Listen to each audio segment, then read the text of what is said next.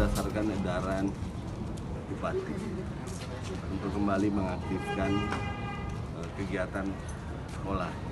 Alhamdulillah semua berjalan dengan baik.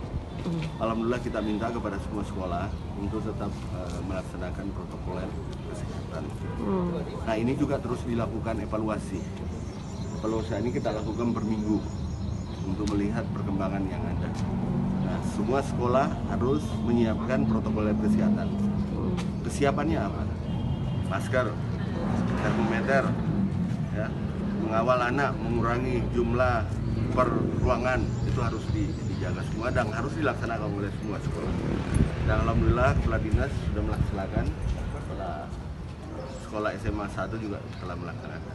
Insya Allah, dan ini kita lakukan pemetaan juga. Mana zona hijau, mana zona merah, dan mana zona orange. Nah kalau dia dalam posisi zona hijau dengan zona orange itu masih ditiadakan, kuning masih membolehkan. Nah ini ada beberapa desa, kecamatan, desa yang masih zona merah, dan itu ditiadakan sekolah khususnya daerah Cailah. Itu sampai kapan Pak batas waktu zona merah itu dan zona? Kita lihat terus update data, kita lihat perkembangannya. Karena di sekolah ini pun harus terus dijaga anak-anak kita, ya, terutama dalam berinteraksi. Karena COVID-19 ini masih mengkhawatirkan buat kita. Dan alhamdulillah Bulukumba tidak melaksanakan PPKM.